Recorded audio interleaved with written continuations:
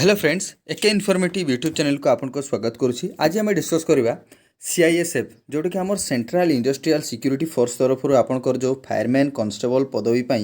Male candidate आपंकर notification जारी होता तारी उपरे आपंकर ऑनलाइन स्टार्ट हो गलानी। ऑनलाइन आपंकर 31/8/2024 रु 30/9/2024 पर्यंत आपंकर ऑनलाइन चलो है। तापर आम देखा जदि ये आपंकर पोस्ट संख्या केते रही पोस्ट आपंकर देखिपे स्टेट वाइज सबू स्टेट अलग अलग पोस्ट रही है कि आपंकर टोटाल पोस्ट रोचे 1130 पोस्ट रोचे आपंकर है। तापर जदि आम देखा सिलेक्शन आपंकर स्टेट वाइज ही हम कहीं ये स्टेट वाइज जेहेतु देती पोस्ट आपंकर स्टेट वाइज ही आपंकर सिलेक्शन हम। तापर आ गोटे जिनस देखा गले ये आपंकर ऑनलाइन मोड्रे आपंकर एप्लिकेशन आपन सबमिट करेंगे। ऑनलाइन मोड्रे हूँ एप्लाय। तापर आपंकर आ गोटे जिनस ये रोचे आपंकर जे सिलेक्शन प्रोसेस आपंकर प्रथम हम पीईटी जोटा कि आम फिजिकल एफिशिएंसी टेस्ट जहाँद्वारा कि आमर रनिंग फनिंग जिते सब होता है से रनिंग हम है। तापर आपंकर फिजिकल स्टैंडर्ड टेस्ट माने होची आपंकर जो हाइट वेट चेस्ट जितकी रोचे से सब मापा जीवो। तापर आपंकर आसला डीबी डॉक्यूमेंट वेरिफिकेशन हम है। ताहले आमर physical efficiency test physical standard test एवं डॉक्यूमेंट वेरिफिकेशन सरला परे आपंकर आसुची रिटन एग्जामिनेशन आपंकर केमती हम ना रिटन एग्जामिनेशन आपंकर रोची ओएमआर बेसिस रे किंबा आपंकर सीबीटी कंप्यूटर बेसिस किंबा आपंकर ऑफलाइन भी हो पारे किंबा ऑनलाइन भी आपंकर एग्जाम हो पारे। सेटा आपंकर एठी किछि भी स्ट्रिक्टली मेंशन करा हेई नहीं। तेणुक सेटा परे डिसाइड करेंगे जे से माने केमती एग्जामिनेशन करेंगे बुझीगला। तापर आपंकर रोची एठी एजुकेशनल क्वालिफिकेशन कौन रोची ना एठी आपंकर एजुकेशनल क्वालिफिकेशन 12th पास मागिछि विथ साइंस सब्जेक्ट आपण जमती हेले भी साइंस रे आपण +2 करिथिबे ही करथिबे नहले तार इक्विवेलेंट जदि किछि आपण पढिछंती ताहले आपणकर साइंस सब्जेक्ट सेठी निहाती रहिथिबा दरकार। जमती कि आपणकर कहउतबे कि जे मु डिप्लोमा करिछि डिप्लोमा रे तमरो एमपीसी थिला मैथ फिजिक्स केमिस्ट्री सेथरे मु अप्लाई करि पारबि कि नै किंतु आपणकर सेठी मैथ फिजिक्स आउ केमिस्ट्री छड़ा आपंकर जदि साइंस सब्जेक्ट आपन पढ़ी मत तो लगुनि से साइंस थाए बोली है किंतु साइंस जदि आपंकर अच्छी सेठी ताहले आपन एलिजिबल नहले आपन एठी अप्लाई कले मध्ये आपंकर रिजेक्शन रेट बहुत बेसी अच्छी। तापर आपन एठी आपन एज लिमिट जदि आमे देखिया को गले एज लिमिट आपंकर रहउची 18 रु 23 होची आपंकर जनरल आउ अनरिजर्व ईयर कैटेगरी आपंकर 18 रु 23 रोची। तापर आपंकर एटा काउंट केबे होची एज आपंकर काउंट होची 30/9/2024 आपंकर एज काउंट होची। आउ एठी जो आमे जदि रिलैक्सेशन देखिया को गले रिलैक्सेशन आपंकर कहा रोची ना एसटी एससी कैटेगरी रे 5 वर्ष रिलैक्सेशन ओबीसी कैटेगरी रे 3 वर्ष रिलैक्सेशन एवं एक्स सर्विसमैन पाई मध्य 3 वर्ष रिलैक्सेशन। आ गुटे कैटेगरी रोची एठी जो आमे देखिबा जे आपंकर जदि दंगा फसाद जो होइतिले गुजरात रे 2002 मसिया रे आउ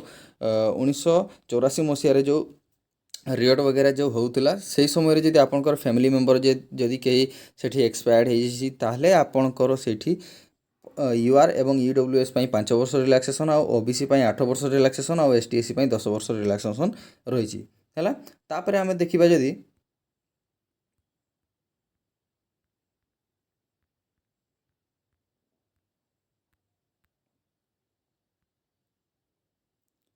फिजिकल एफिशिएंसी टेस्ट जो मुझे कहती फिजिकल एफिशिएंसी टेस्ट रनिंग फनिंग जो हबार अच्छी आपंकर केते मागिछि सेथिरे आपंकर 5 किलोमीटर रनिंग मागिछि केते 24 मिनिट विदिन 24 मिनिट रे आपनको 5 किलोमीटर कंप्लीट करिया पई पड़िबो। तापर आपन जदि एठी देखिया पई गले आपंकर जो फिजिकल स्टैंडर्ड टेस्ट आपंकर हाइट मागिछि यूआर कैटेगरी पई किबा ईडब्ल्यूएस जनरल जो रहउछंती सेमानको पई एठी मागिछि 170 सेंटीमीटर जो मागिछि हैला। तापर आपंकर रहिछि चेस्ट रे रहिछि आपंकर 80 रु 85 सेंटीमीटर आपंकर चेस्ट मध्य मागिछि। तापर आपंकर रिलैक्सेशन कार मिली एठी ना रिलैक्सेशन आपनको एठी जो हिल एरिया मानकर जे बसवास करछंती ईस्टर्न स्टेट मानकर नॉर्थ ईस्ट रे आउ आपंकर एठी रहिला आपंकर गोरखा कैटेगरी रे जे जाउछंती हैला किंबा आपंकर वैली एरिया से माने ताको पई एठी रहिछि 165 सेंटीमीटर हाइट एवं चेस्ट रहउछि आपंकर 78 रु 83 सेंटीमीटर आपंकर चेस्ट रोची। तापर आ गोटे कैटेगरी जो देछि एठी आपंकर ट्राइबल और आदिवासी जोटा कि आपंकर एसटी कैटेगरी रोची सांग माने एसटी कैटेगरी पई आपंकर रोची 162 सेंटीमीटर हाइट रोची एवं चेस्ट रोची आपंकर 77 रु 82 सेंटीमीटर आपंकर चेस्ट मध्य रोची ठीक अच्छे तापर जदि आम देखा एग्जामिनेशन उपरे एग्जामिनेशन आपणकर